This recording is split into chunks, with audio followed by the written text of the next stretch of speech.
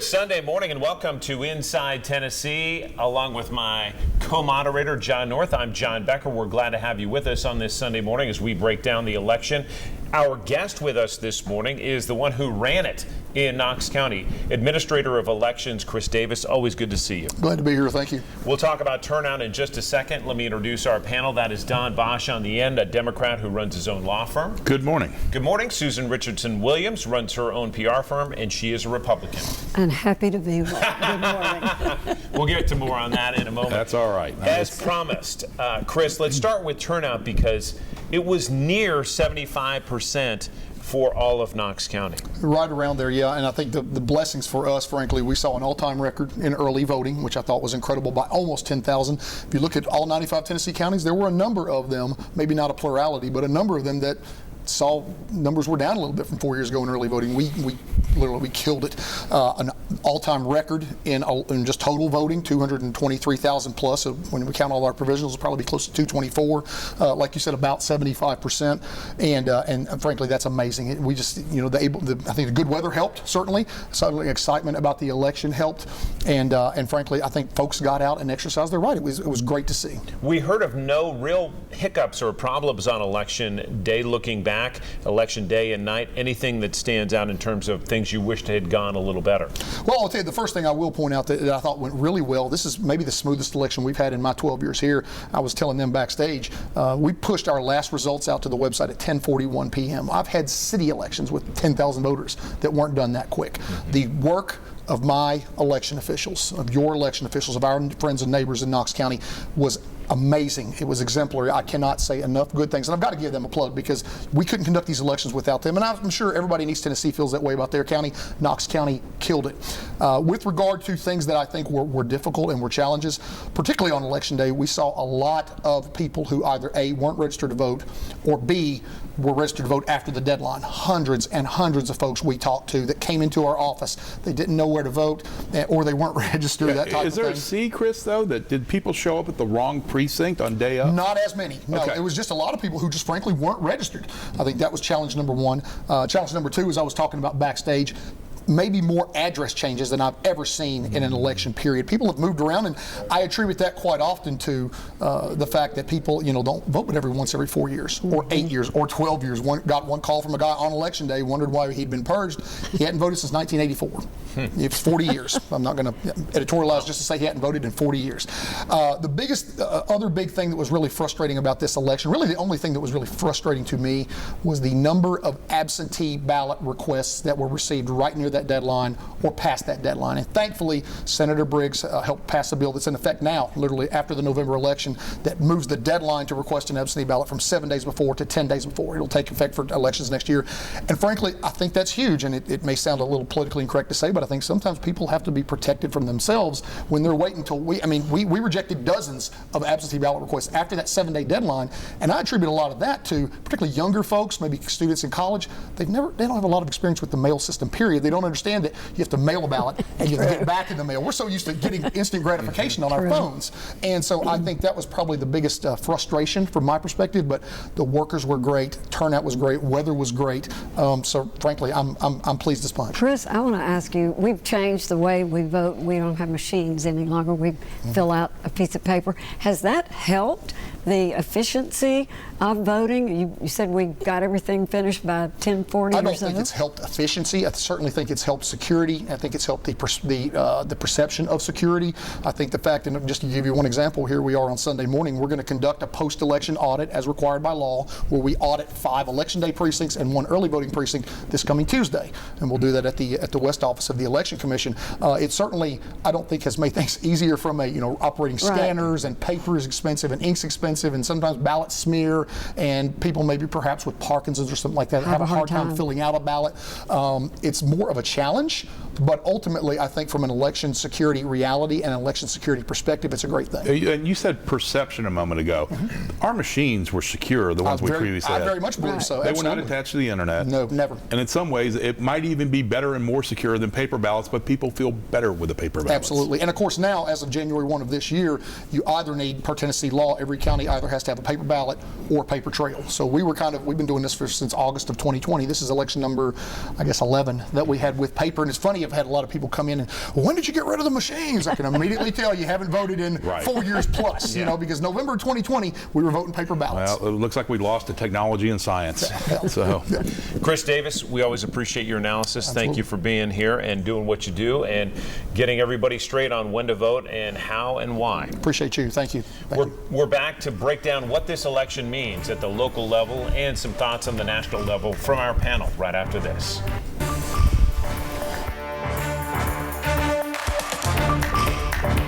You've been enjoying the benefits of Medicare for a while, but lately you've noticed your healthcare costs are rising. You might be wondering, is there a better way? At Senior Financial Group, we've made it our mission to help you spend less and get more from your Medicare plan. Our Medicare experts will review your current coverage and compare it to others, ensuring you're on the best plan for your unique needs. Take control of your healthcare expenses with confidence. Call Senior Financial Group for a free, no-obligation consultation. Quality service quickly, that's what you get from Precision. It puts their smile on their face and they really have confidence in us after we figure it out. No, I'm not an actor and I'd rather be out fixing doors right now. Precision Door Service, a name you can trust. NetCredit is here to say yes, even when other lenders won't. Apply online in minutes and get funds deposited the next business day or sooner. NetCredit, credit to the people. More wind and rain as Helene moves near our area. This is day one of a 3-day stretch of impactful weather. We always say turn around, don't drown. We have a flood watch that is in effect until 2 p.m. tomorrow afternoon. We set a new daily rainfall record. Hancock County confirming an EF1 tornado. Some heavier rain showers and more wind to end the week. Safety is a huge concern. Flooding again is the #1 concern that we have in place today. We're back on Inside Tennessee. Yes, Juan. Let's turn to you because a couple of things stood out to you in terms of Knox County turnout in the election locally. Locally, not talk Trump yet? Yes. Locally, all right. Well, we'll talk Trump for sure.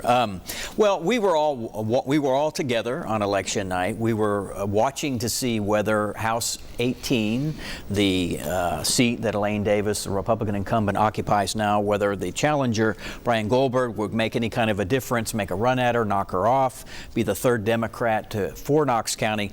Didn't happen. The margin was the same that she won 2 years ago, just basically pretty much the same. And the result was the same. All incumbents did very well out of Knox County on Tuesday night. On early, day of, didn't matter. So there's not a whole lot. I mean, a couple of them were unopposed. Gloria Johnson was also unopposed. Conveniently, she had nobody running while she was seeking 2 seats. The Senate race and then also her old House seat for number 90. So that was kind of what we expected. The other mystery question was this Knoxville City Charter Amendment, which was number 2, not number 1. That was not in contention. Number 2 would have altered the way 6 city council members were elected. I kind of figured, I think you guys sort of indicated that as well, probably going to go down. Did go down. Margin was roughly 1,300 votes, so maybe closer than I would have expected. And I've talked to some folks, including the Compass Boys, Jesse and Scott. They thought maybe it would do a little bit better than that. But yeah, those were the 2 big things I saw. The bottom line is voters in those districts can now vote for the candidate in the primary and the general election. So we'll keep those districts and still maintain 3 at-large seats. Susan, what stood out to you locally? Same thing. I mean, there was only one truly contested race for the state legislature, and that was 18. The 2,000 vote margin, as he said, was, I think it was not as close as some of us thought it would be. Goldberg was a good candidate, but look, this is a presidential election. You're going to have a huge turnout, as always, on presidential elections. Donald Trump's on the ballot. People in that district like Donald Trump, and it certainly helped Elaine. But it's a Republican district, not like it used to be, but it's still a Republican district. Don, any closing thoughts? Yeah, I mean, Brian Goldberg's the best candidate that we've run in that district, and maybe run in a long time in a district that's gone Republican. I think that race also reflected, and we'll get into national trends later, there was just a shift right, whether it was local, state, national. There was a shift right in this election. You know, had Brian, again, run this race 2 years ago or 2 years from now, I think it would be a lot closer. We asked a political expert at the Baker Center just how historic this election was. Let's listen. It's almost unprecedented in one way, which is that there's only one other president who ever lost and then came back and won again. That was Grover Cleveland in the late 1800s. So this is not something you see very often. On the other hand, it's kind of normal the last 30 years to have a president come in with at least a small majority in both houses of Congress. Usually that goes away after the first 2 years. So I would expect that there's going to be a pretty furious attempt by Republicans to push through as much as they can in the first 2 years, and then the midterm elections could grind everything to a halt. Some perspective there from the Baker Center. John, let's talk the president-elect. Yeah, so the day did not go, I think, as all of us thought it would. We thought maybe it would be closer than it was. It was not close at all. Over at about 1:59, I think, is when Fox called it on Wednesday morning. It was not close at all. There were a lot of surprises on the national scene. There were things like blue states that the margins were smaller than they had been, another surprise. But here locally, Knox County, and our good friends at Compass first pointed this out to me, so I have to give them credit. Trump did better this time around in 2024 in Knox County, Tennessee, than he did in either 16 or 20, which I find surprising. But he actually did much better. Kamala Harris, not so well. Gloria Johnson got more votes for the Senate race than Kamala Harris got as the Democratic contender for president. Don, what do you make of that? This was, look, there are probably 100 reasons why Kamala Harris did not win this race. The biggest one was it really was a referendum on Biden's economy, quote unquote. People, while there are certain metrics that are trending very well in the economy, people are still paying, 25% more for gas than they were 4 years ago, 25% more for groceries. Interest rates are up. Rent, don't forget rent. Interest rates are up on mortgages. Rent is up. Space is less available. Life is a little bit harder now. Whether that's the president's fault or not, we can argue that to kingdom come, but it does get laid at the feet of the White House, and it was Vice President Harris's White House too. There were a number of things that hurt her, but that may be the biggest. Susan, is it just as simple as the economy? I think it is. I think the Democrats don't get it. I think people are hurting. They have been hurting. And the Biden administration, which included Kamala Harris, got blamed for that. And that's really the bottom line. You remember a few years ago, James Carville, well-known Democrat, said it's the economy, stupid. It really was the economy in this case. Hard to run when your president has a 40% approval rating, one of the lowest in history, and you're attached to him. And Trump's is 43. So there you go. 70% of the people in this country believed that we were headed in the wrong direction. 2/3 of the country, wrong track. Yes. Yeah. All right, we're going to be back with more analysis on this Inside Tennessee and some more perspective from the Baker Center. We'll be back with that right after this.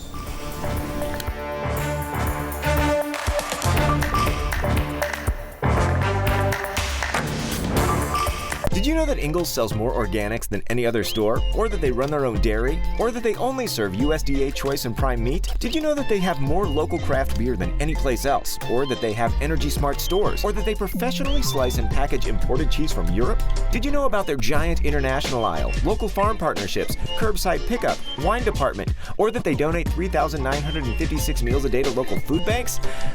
Well, now you do. It's all in the bag. Engles, low prices, love the savings. Hello, Gabrielle. Been a long time without a chain between us. He escaped, and it's my fault.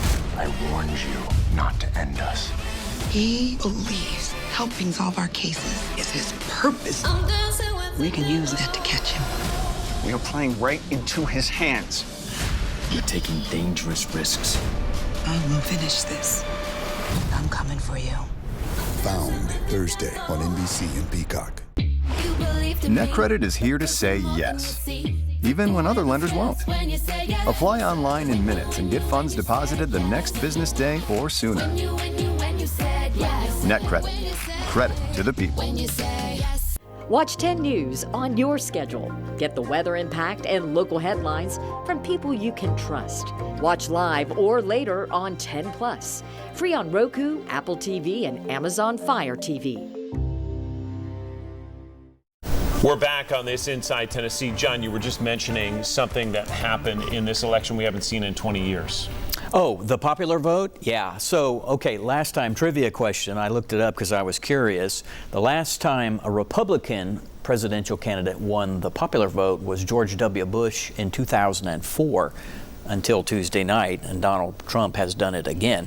Mind you, what's so interesting is like the voter numbers are down, but the margins were better for him in terms of turnout. And he did quite well in places, as we sort of hinted at, that most people didn't expect, and made gains in minority populations. And before you comment on this, I want to hear from the Baker Center and our expert, once again, just kind of reviewing that.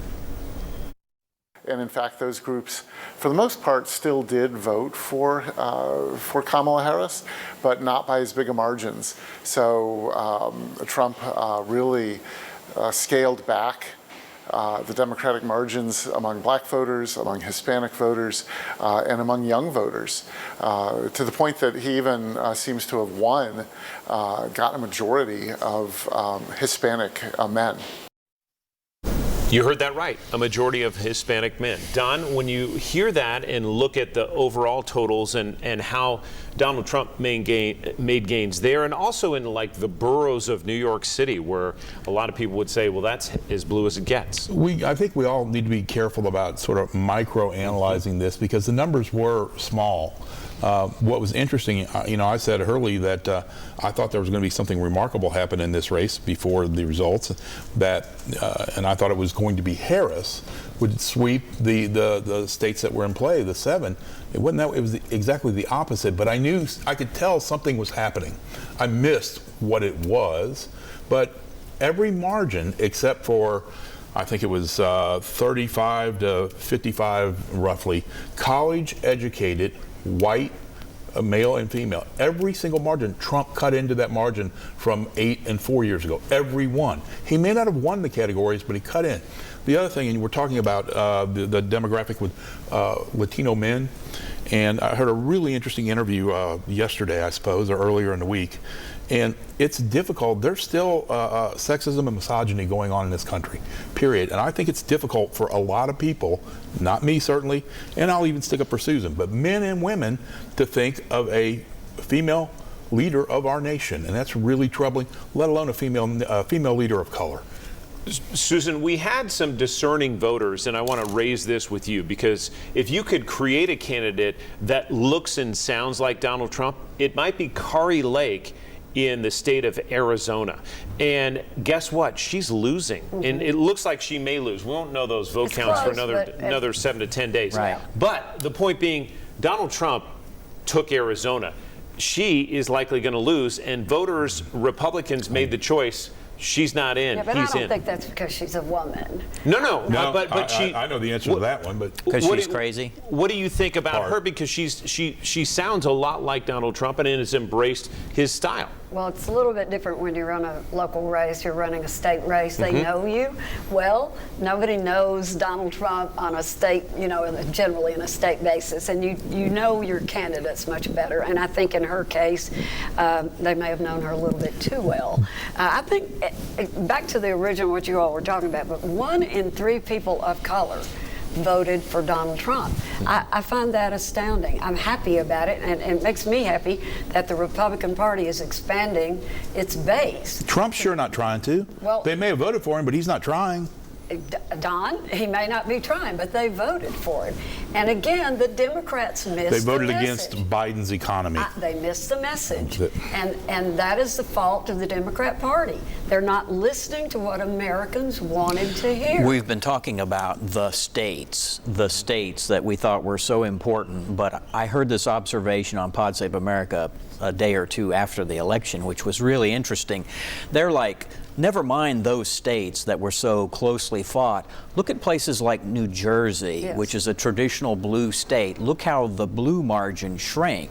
Other states in the United States, I'm not trying to be too gloom and doom for the Democrats, but those are red Repudiation of flags. Biden's economy, it's a one-off if the Democrats can figure out it's about the economy. And Don, so you mentioned misogyny. I believe the numbers say 5 in every 10 white women did vote for Donald Trump this election. Yes, and again, I think there's a combination of factors.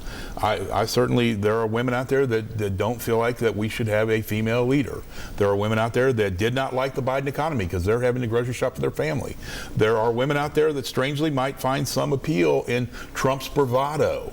And so there are a number of factors, but I'm still concerned and troubled that we have some growth to go in this country. Let's take some of the politics out, but we have some growth to go in the country, and we know the awful things that Donald Trump said. We know what they were, okay? And we still elected this guy. He's a convicted felon. He has tons of problems, and those aren't political, but we still put him there.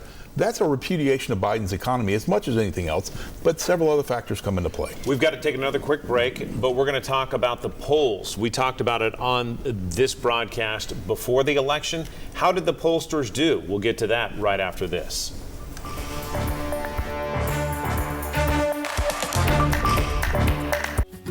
Knowing someone is there for you means a lot. So when you're ready for Medicare, Blue Cross will be your guide every step of the way. For nearly 80 years, we've helped Tennesseans find the right health insurance plans. Reach out and we'll walk you through our Blue Advantage PPO plans that include a $0 primary care copay with a wide choice of in-network providers, $0 premium options, $0 generic drug copay options, dental coverage options, and an over-the-counter allowance.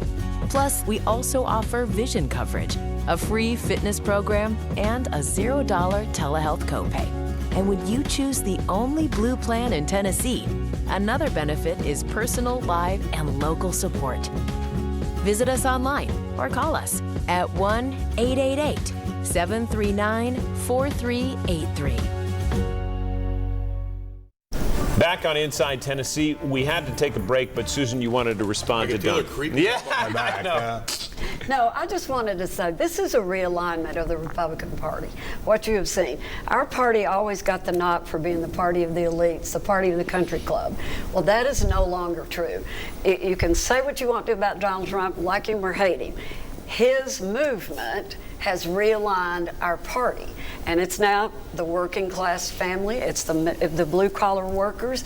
We're getting more of the people of color into our party. How loyal will they be? Well, that will be up to our party Susan, to make sure they feel that. I sort of agree. Whoa. I think the Democrats have focused too much on the white educated, college educated the George voter. Clooney party. That's right, and Oprah, I agree.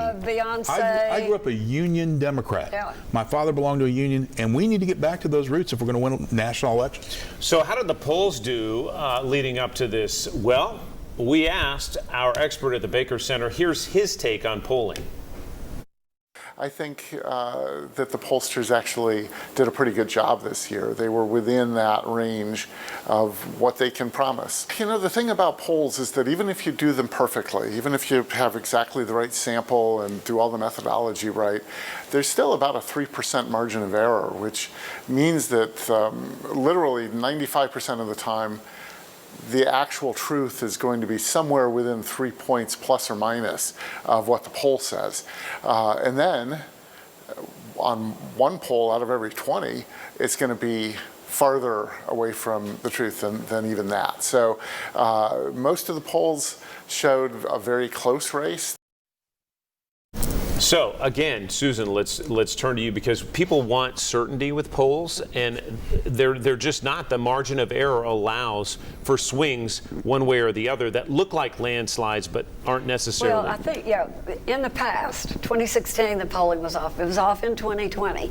This one, they actually did get it right. Now, we didn't know which way it was going to swing, but it was all 1 point, 2 points, point and a half, margin of error in all of those those swing states. But as it turned out, and the final analysis, it was a little bit more than that. But I think they actually got it right this time. I agree. They were close. Like I said, I thought, it could have gone huge one way or the other. I just had it going huge the wrong way and different metrics, and we saw a different dynamic go on. But the polling was pretty close when you think about it. I mean, everything was, even or within. I don't think there was a single poll in the swing states that was more than 3 points. John, let's talk about what's next, because you heard our Baker Center expert talk about the Republicans wanting to get things done within 2 years because there's a clock ticking right now. Right. But it looks like President-elect Trump may have the Senate for sure, but he could inherit the House as well.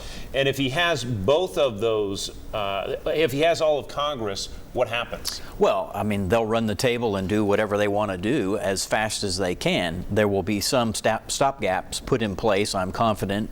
Biden administration sounds like already has tried to do some things to try to protect some of his favorite things. But yeah, boy, from day one, January 20, right after he gets back from the Capitol Hill, he'll be in that office and he'll be signing paperwork. Well, remember, the Senate still has the filibuster, meaning they need 60 votes. Well, they can do reconciliation. And whether they can, and whether that goes away, we'll see. And the House, no matter what, the Republicans have been a bit fractious. I think that'll continue to some level. And if the Republicans have the House, it'll be by 1 or 2 or 3 seats. Be interesting to see who the Senate Majority Leader ends up being. Very much a little battle there right now. We should mention that a Tennessean, Senator Bill Haggerty's name is being thrown out as potential Secretary of State. Susan, for the Republicans to maintain this realignment that you said they have, what do they need to get done in those next 18 months? Well, I think certainly the economy is going to have to improve. He will extend the tax cuts, which will help businesses create more jobs. Or owners take more money. Create more jobs, and you will enjoy the tax cut too, Don. Don't be. I'm not in your tax bracket, Williams, but go ahead. But anyway, they're going to have to have to act on their promises, and that's critical. Republicans have in the past had the presidency in both houses and haven't governed the way they said they would. This is a critical time. They have put a man back in office who's promised a whole lot of that. We're going to stop inflation on day one. We're going to stop immigration on day one. You better deliver if you don't expect 2022 to be a disaster. Don, 30 seconds, your biggest fear. My biggest fear? I'm looking forward to 26, I can tell you that right now. My biggest fear is people's personal psychology, those people that have been always limited or always thought less of, whether they be LGBTQ, black, brown. I'm not too worried that there's going to be this mass deportation. It's physically and financially impossible, but the fear that's in all of those people's heads right now, it's real and it's critical, and just we need to be kinder. And this man is not kinder. Don, Susan, John, we appreciate the discussion. Thank you for watching this morning. We hope to see you right back here next week on Inside Tennessee. Enjoy the rest of your Sunday.